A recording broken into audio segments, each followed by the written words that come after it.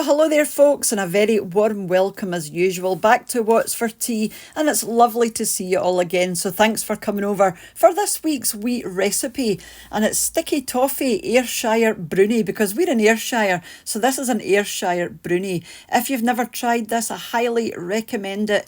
It's just a wee bit of a twist on a traditional sticky toffee pudding. You've got the addition of oats in here, and it just makes it absolutely delicious. So I'm just going to run you through how I'm making this, show you everything that I'm using, but all of the ingredients will be in the description box underneath. So the first thing there is some plain or all-purpose flour, some porridge oats, unsalted butter. I've got light brown sugar, some whole milk, bicarbonate of soda, some buttermilk, and then some regular brown light sugar. I've got a couple of eggs and some treacle or molasses. This is my treacle here, like I said. I think it's molasses in America and Canada, and then some buttermilk as well. And then for the sauce, you're going to need some dark brown soft sugar, some butter, and another wee bit of treacle as well. So grab yourself a big bowl. To this we're going to add the eggs and the buttermilk and also the milk, and you just want to stir these together. It's going to look quite curdled to begin with, but just keep mixing this and it will go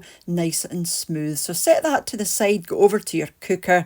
Then you want to pop into your pan your butter, followed by the light brown sugar and then your treacle as well. Like I said, this is known as molasses in other countries. Just give this a wee stir around until it goes nice and smooth and the sugar has melted and it won't be all grainy anymore.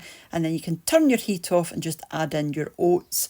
Give these a good stir through and your oats will absorb most of this treacle. So just set that to the side for the time being. In another bowl, you want to combine the rest of your dry ingredients. So the plain flour, bicarbonate of soda, and then also your ground ginger as well. So put between 2 and 3 tablespoons of ginger. You do want this nice and gingery, more if you like more. And then you can add in your wet ingredients and also those lovely treacly oats as well, straight into your bowl. And just want to give this a stir together until everything is well combined and you don't have any dry flour or anything in the bottom of your bowl. So this is ideal. So you want to grab yourself an oven tray. Ideally, you will use one that's 20 by 20 centimetre or 8 by 8 inches. Just make sure this is well lined because it's going to make this easy to get out when it comes out of the oven at the end. So just pop your mixture into your tin. It's quite a loose mixture, so this will go in fairly easily. You want to bake this for about 45 minutes. That's your temperatures there. When you stick a knife or something in there into the centre, it should come out dry, just like this. So pop this to the side for the time being. Doesn't it look wonderful? And it smells amazing. So get this out of your tin once it's cooled slightly, and then you just peel your paper off. I'm just going to leave mine on the paper, and then you can make your sauce. So into the saucepan again with some butter, your dark brown soft sugar, and then also another wee bit of treacle just for the colour. And then you want to combine all of these. Make sure they're well stirred together. You want this nice and smooth. Once it's smooth, you want to boil this for about a minute, and then you can turn your heat off when it's nice and smooth like this. So once you've turned your heat off, just add your cream. I am adding double cream, also known as heavy cream or whipping cream. Just make sure this is well stirred in and it will be looking something like this. And this sauce is absolutely incredible. This is lovely just with ice cream on its own. You just make the sauce if you like, because it does keep for a wee while and it's really tasty.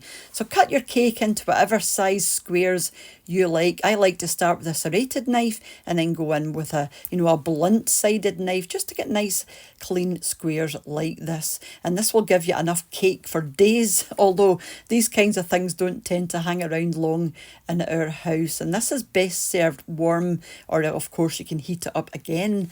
And then with a wee bit of sauce on the plate. I'm just going to use a fancier plate for the thumbnail picture, but of course we would just normally use a bowl. And it's also lovely with a dollop of vanilla ice cream on the top as well, you know, if you're serving this warm. It's just so lovely, and it's a lovely light fluffy texture as well, you know, it's not heavy.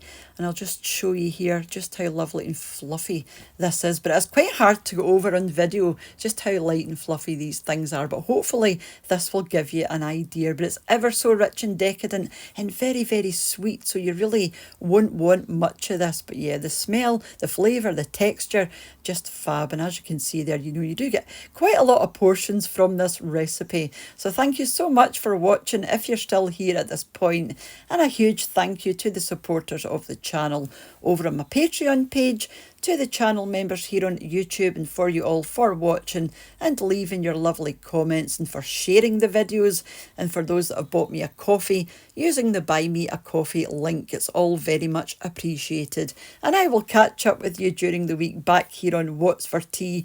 So whenever you choose to join me again, have a wonderful rest of your day. Bye now.